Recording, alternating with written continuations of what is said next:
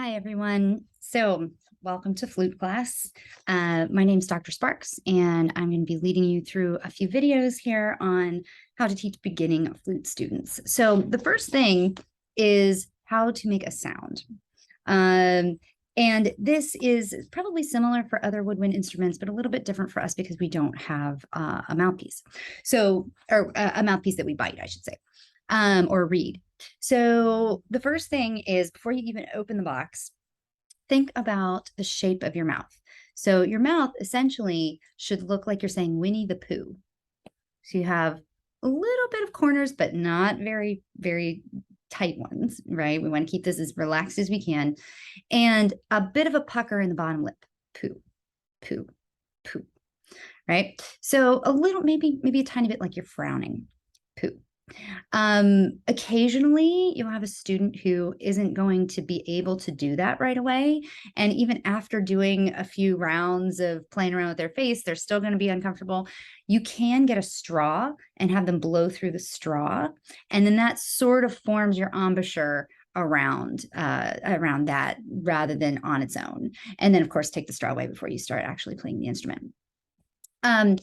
The size of the aperture, which is the space between your lips, is really no bigger than a grain of rice. So it's very small. So if you do use a straw, they're going to still have to hone down the muscles around there to make it small enough to play. So after you've kind of played around with your face and your Winnie the Pooh is ready, then you can start blowing through it.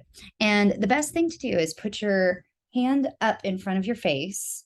And you could even do this as like a game with a little mark on the wall or something like that, just to make sure nobody cheats. And the idea is to take that shape, that embouchure shape, and start with your air at the top of your fingers and move the air all the way to your elbow and back up to the top without moving your head. So sometimes it's fun to put a book or something up here just to kind of make sure nobody's cheating and doing this. We don't want to move our head. We want to just move our lips and our jaw. And so when I first blow, I'm blowing kind of right here. And so I'm going to start up here, go all the way down and all the way back.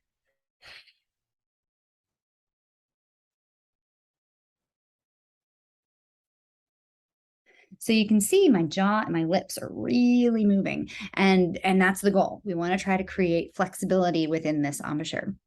Most beginning students are not going to have any idea how to control these muscles because this is not something that we do with them all the time, right? Our aperture here is kind of unique to this instrument. We don't walk around like this all day. So it's going to be a little bit weird manipulating that at first. And so you might have to spend several minutes or maybe half of the first class just manipulating embouchure. Once you are comfortable, once everybody's, got an idea of what they're doing, then you can open the box. And I would highly recommend everybody sit on the floor or at least a sturdy chair, because once you start blowing into your instrument, even if it's just part of your instrument, the potential for lightheadedness is there. So we don't want anybody dropping anything, and you certainly don't want anyone passing out or hurting themselves in your classes. So what I do is take just the head joint.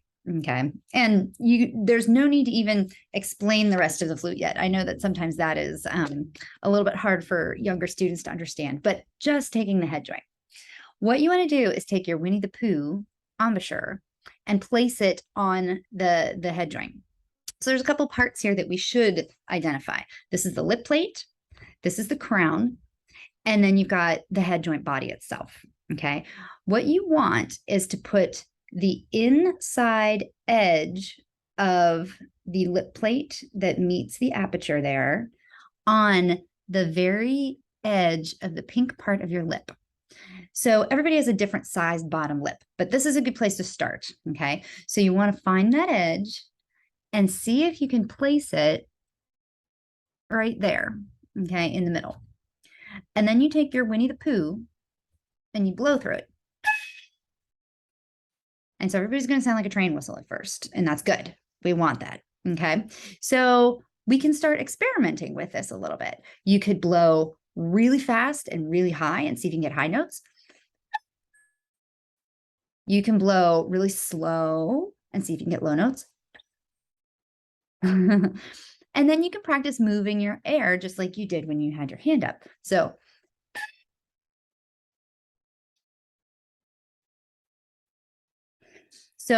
your motion might be a little bit more limited with the head joint up against your face, but it's going to effectively be the same. You're taking the air from really high to really low and back up and down. And you'll hear it in the change in pitch. And the other thing that I like to do with head joint is try to play some songs of some kind. So there are different pitches you can get, right? So you could make up something with that. You could play the slide whistle.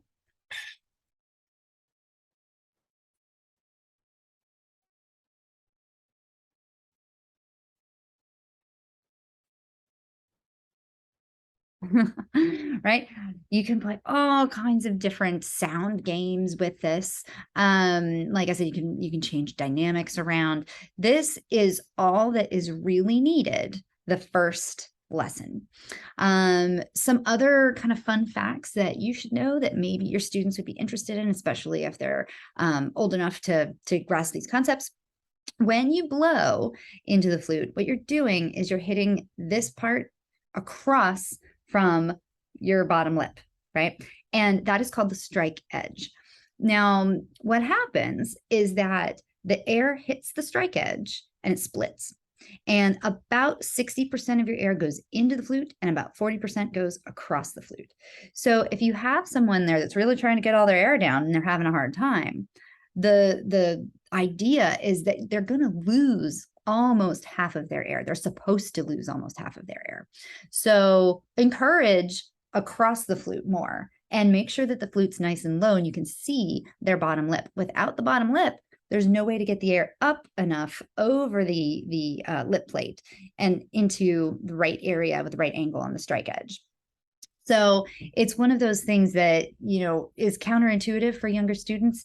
They are, looking at other instruments, and other instruments are kind of biting a reed or into a mouthpiece, buzzing or something. And we don't have that. And, our sound really is made by the split of the airstream. So we have to make sure we have enough going across in addition to in the flute. That's basically the first lesson. I would highly encourage at least the first week, just play on the head joint. Once you really get the concept of these muscles and what they're supposed to be doing, and then how your sound, is best produced just using the head joint, then everything else translates very, very, very easily.